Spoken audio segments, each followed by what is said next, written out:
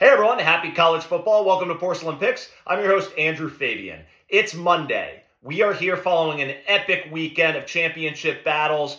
We had the selection committee choose the Final Four yesterday, all the controversy surrounding that. I'll dive into a little bit of the take on that. I've had the arguments. I've heard the arguments. I kind of have my own takeaways from it and what the committee chose to do, what was right, what was not right.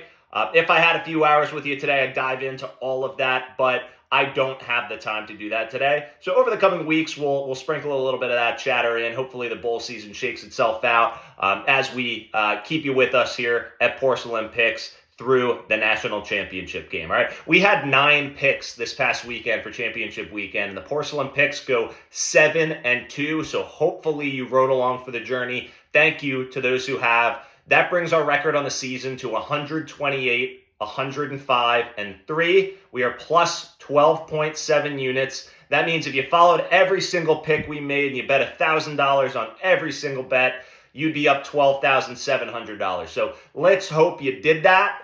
We are going to dive into the recap here of this weekend, and then I'll close out with a couple of my thoughts on the college football playoff. All right. So Friday night, we had 2 games. We had Liberty minus 10.5. facing New Mexico State. I talked about New Mexico State really showing out to beat Auburn a couple weeks ago. Turns out that was their best effort on the season. They didn't show up for this game. Liberty, you see, is in the New Year's Six. They're the Group of 5 representative, and they deserve to be, in my opinion, after this shellacking of New Mexico State. So we told you to take Liberty minus 10.5. Hopefully you followed suit. So that one was a flush. Let's go to Oregon. We had Oregon and Washington in the Pac-12 championship game. This game came in with a lot of people leaning Oregon's direction, including us. Oregon was a 9.5-point favorite over Washington. Not a lot of people giving the Dogs a lot of respect this season, but you saw Washington come. You saw them show up. You saw them keep this Oregon offense at bay. I was wrong with this pick. I told you Oregon was going to be overpowering Washington this game. Washington's been squeaking by in their victories to close out the season. This team is for real. They beat a very good Oregon team for a second time this season. That's tough to do, as we all know. This one was inaccurate. Good luck to Washington in the college football playoff. You deserve to be there. All right, the Maction pick of the week, Joey Mack. First off, I want to say congratulations to Joey Mack and all the Red Hawk faithful. This fan base has been through it. They have been through poor coaches. They've been through poor recruiting. They've been through poor seasons with winless seasons. This fan base has really been through it all, and I just want to say to all of you out there in Red Hawk Nation, congratulations. Those of you who stuck with this program, you get to reap the rewards of an 11-2 championship season. I think headed into the year, Miami was picked something like 10th in the MAC or 9th in the MAC in the initial power ratings. You proved the world wrong, and you, Red Hawks, are champions. Joey Mack did not pick Miami in this game because he went there. It's his alma mater. He didn't want to jinx anything, but he did tell you to take the under. And just like all season long, Joey Mack is right. Under 44.5 was the correct pick. Hopefully you followed suit on that one. Again, congrats, Red Hawk Nation. Let's go to the Big 12 championship. We had Oklahoma State, Texas. I told you to back the Longhorns in a big way. They were 14.5-point favorites. That was for a reason. Oklahoma State was getting through their opponents a bit difficultly towards the end of the year. Texas was railroading teams. I told you to take Texas minus 14.5. Lock it, flush it. That was an easy win. I also told you this would be high scoring. I thought Oklahoma State was going to put some points on the board. Texas put a lot more than I thought, if I'm being honest.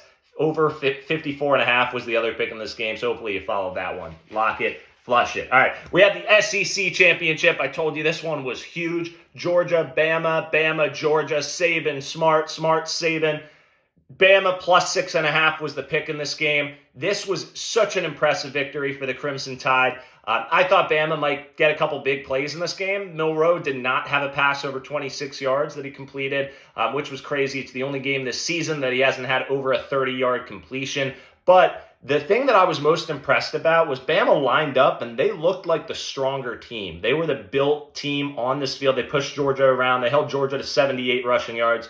Alabama's coaching staff, along with Coach Saban and crew, they deserve a lot of credit for the way they kept this team together and kept this team motivated headed into the end of the year. And now they've got a shot at winning it all. being that fourth selection by the College Football Playoff Committee. So hopefully you followed. I told you to take Bama 6.5. I also said Bama might win the game, so hopefully some of you jumped on that as well. Bama, roll tide. Let's see what they do in the playoff. All right, Big Ten Championship. We had Michigan and Iowa. This game was about as ugly as we thought it would be. Michigan was a 21.5-point favorite. Over-under was set at 35.5. Iowa, they were over-under 0.5 points in each half was their team total. Hopefully you took the under in both halves. I didn't do it, but hopefully you did. I took the under in the game, told you to take the under in the game. We've done that all season long with the Hawkeyes, and it pays off again. Under 35.5 was a lock 'em, flush 'em. I also told you to take the Wolverines minus 21.5.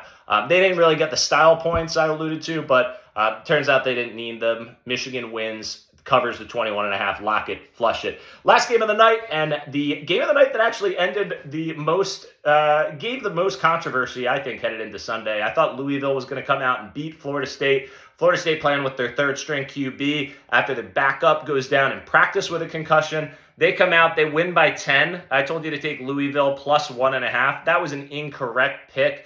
Florida State wins 16-6 in a defensive battle. And obviously the committee is watching that game, praying to God that Louisville wins that game, because that would have made their lives a whole heck of a lot easier. But Florida State wins, they win by 10, and they give nightmares to the committee. So if you followed our picks, you were 7-2 on the weekend. Subscribe to our channel. We are going to continue with the content through the offseason. We'll start covering a little bit of the transfer portal as well. And then headed into next year, you're going to want to be front and center for the beginning of the season so you can reap the rewards of the Porcelain picks. All right, jumping into the college football playoff, it's been you probably heard every argument by this time on a Monday afternoon. My Final Four at the end of the day on Sunday, I had Florida State slated into the fourth spot. I had Michigan, I had Washington, I had Texas, and I had Florida State. My argument was that Florida State scheduled who they had to. They ran their schedule. They won every game. They showed up and played, even with their backup quarterback. It didn't look pretty, but they got the job done against Florida. And then in the ACC championship game, we saw earlier this season they beat LSU on a neutral field by 21 points. Obviously, a different team with Jordan Travis involved earlier this season. But the point being, they scheduled 2 Power 5 out of conference games. They got that Florida game every year, and they show up and they play. I see the side of the argument for why you couldn't exclude Bama. I think Bama is one of the best 4 teams in college football. I also think Georgia could be one of the best 4 teams in all of college football. Georgia definitely not deserving to make the playoff after that loss with the rest of the landscape of what's out there. However, I did disagree. I thought Florida State should have got a shot. I just feel for those kids who came back for their senior year to try to go in and get a shot at the college football playoff. They did everything they had to do, and they still don't get a crack. I think actually, Bama. The more arguments I hear for why Bama made it, I think the thing that irked me the most about it was what this committee said. So I've gone on record. I don't think this playoff committee knows what they're talking about. I don't think they watch the games. I don't think they're the diehard college football fans who are actually seeing how games play out. I think what they do is they listen to a lot of what the media says. The people who lobby for things like Kirk Herbstreit, who you saw really lobbying for Alabama to make it, saying like, I don't care about what's right. I want the 4 best. I think they hear all of that stuff, and I think that goes into the decisions that they made. Maybe a little bit of fear of leaving out the SEC championship, and I can see that. I see why that happens. But when the committee chair comes out and tries to pretend that he knows the value of Jordan Travis's loss. So Jordan Travis, obviously, Florida State's quarterback, one of the Heisman hopefuls this year. He kind of fell out of graces with that, but he breaks his leg. They limp through their last few games and win their last few games. However, when the committee starts to pretend that they know about college football and that they can value a player who is either there or not there, and they're telling you that they're making assumptions off of that, that's what irked me with it. I think Florida State did what they had to do. But I think they made at the end of the day, you can't really argue with it. One of those fan bases was going to feel like they got screwed, whether it was Florida State or whether it was Alabama. If Alabama doesn't make it, after beating the number 1 team in the country and really putting together a great end of the season after that loss to Texas earlier in the year, that fan base has a lot to complain about, and rightfully so as well if they get snubbed from it. So it was a difficult decision. The other thing that I really didn't like with listening to ESPN, watching those guys covering covering and lobbying for Alabama, and then afterwards saying this was the obvious pick. Guys like Joey Galloway, who I think kind of are just clowns and talking heads. The thing that I didn't like was that they talked about the Florida State team not passing the eye test, not being the better team. Alabama, clearly the better team. Nobody on ESPN talked about 2 weeks back when Auburn almost beat Alabama. Alabama had a miracle to win that game. That miracle 30-yard touchdown pass by Jalen Milroe. It was an amazing pass. It was an amazing game. It was an amazing atmosphere for the Auburn crowd. Auburn just came off a loss by 21 points to New Mexico State at home the week prior. You could say that's a look-ahead game. I say Auburn is a bad team. They're 6-6 this season. They lost to New Mexico State by 3 touchdowns at home, and then they come in and they almost beat your number 4 ranked team in the country. Let's not have that detail omitted, okay? ESPN talking heads, because that matters as well. But at the end of the day, I think it's going to be a fun playoff to watch. I'm over arguing and complaining about it. I think Michigan-Alabama will be a great game. I think you'll see the Crimson Tide be the favorite by the time that game comes around. Michigan opened at a 2.5-point favorite. All right, so I'm gonna call it quits there. I'll talk a little bit more about my thoughts on the playoff selection and what can happen in years upcoming with the 12-team playoff and the openness that'll provide for things like that, this to be avoidable. But we'll cut it off here. I'll be back for Army Navy this upcoming week. We'll lock it. We'll flush it. Happy college football.